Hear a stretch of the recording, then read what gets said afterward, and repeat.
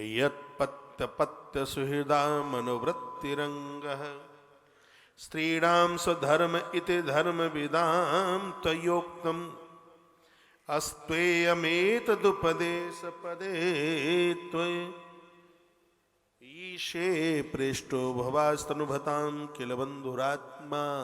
इस श्लोक में भी बड़ा अद्भुत गोपियों ने बोला है। गोपियां कहते हैं प्यारे श्याम सुंदर तुम सब धर्मों का रहस्य जानते हैं, ऐसा कौन सा धर्म है, ऐसी कौन सी बात है जिसके बारे में आप नहीं जानते। तुम्हारा यह कहना है कि अपने पति पुत्र और भाई बंधुओं की सेवा करना ही स्त्रियों का स्वधर्म है। गोपियां बोली आपने कहा है पति की सेवा करो, बच्चों का लालन पालन करो, अविवाहित हो भाइयों की चिंता करो, तुमने हमें ये बात बोली है। ठीक है, हम आपकी इस बात का सम्मान करते हैं, आपने ठीक बोला है, परंतु इस उपदेश के अनुसार हमें तुम्हारी ही सेवा करनी चाहिए, क्योंकि ये तो सगरे पति हैं और आप परम पति हैं।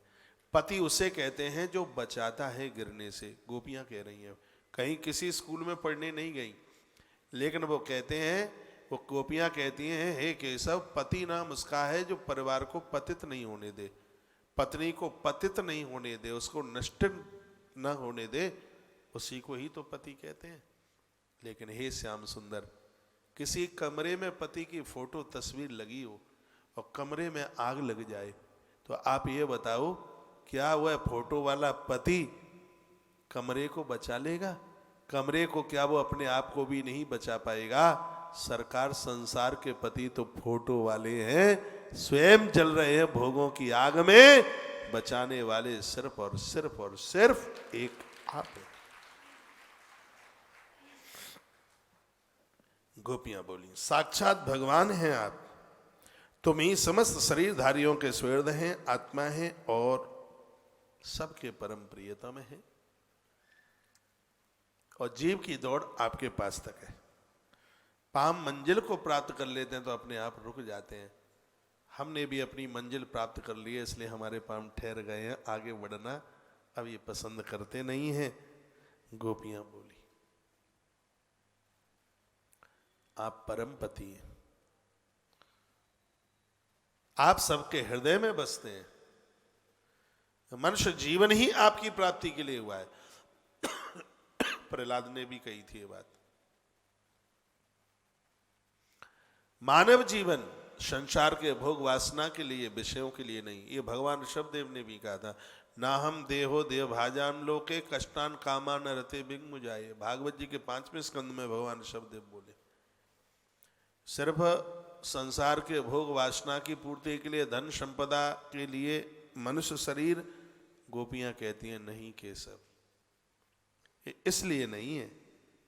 मनुष्य जीवन तो अपने आप को पहचानने के लिए हुआ है, और अपने आप को पहचानना यही है कि हम भगवान के हैं और भगवान हमारे हैं, ये अपने आप को पहचानना है।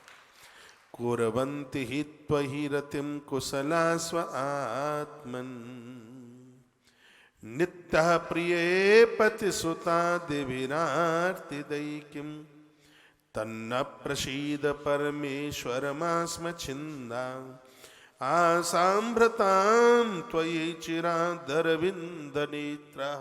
कमाल कर दिया गोपियों ने।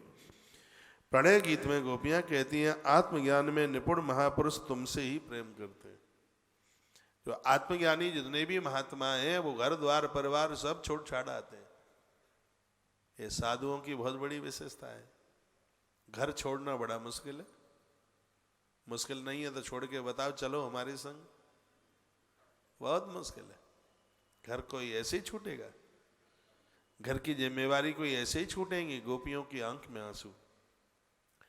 गोपियां कहने लगी आत्माराम, महात्मा लोग परमात्मा तुम्हें ही अपनी आत्मा समझते हैं, और वह सब घर बार छोड़ छाड़ करके दुनिया भर के कलेश उठाते हुए वो तुम्हारे बन जाते हैं। हे परमेश्वर, उनके ऊपर आप अति प्रसन्न हो जाते हैं। तो हम सच कह रहे हैं कि आज हम भी सब कुछ छोड़ छाड़ करके आ गई हैं। तो जैसे आप उन महात्माओं के ऊपर प्रसन्न हो जाते हो, तो क्या आप हमारे ऊपर प्रसन्न नहीं होगे? हे केशव, हे श्याम सुंदर, हमारे ऊपर प्रसन्न हो जाइए। हे कमल नयन, चिरकाल से तुम्हारे प्रति पाली पोसी आशा अभिलाषी लहलहाती हुई इस लता को छेदन मत करो। गोपियों ने अपने आप को लता कहा। ये तो ऐसा कर रहे हो कि जैसे किसी ने लता को तैयार किया, निराई गुड़ाई करी, उसमें पानी दिया, दीवार पर चढ़ गई और उसमें फल आने वाले थे, तब तक उसको उधेड़ करके फेंक करके अलग कर दिया। और तुम तो ऐसा ही कर रहे हो। अपनी पाली पूसी इन लता को उधेड़ो मत, इसको दीवाल से, इसको वृक्ष से दूर मत करो। गोपियों ने अपने आप को लता और भगवान कृष्ण को वृक्ष का रूप दिया। वो कहना चाहती हैं कि पेड़ के बिना लता खड़ी नहीं हो पाएगी, परमात्मा के बिना ये जीव खड़ा नहीं हो सकता। इस जीवात्मा के लिए ईश्वर रूपी वृक्ष की जरूरत है खड़े होने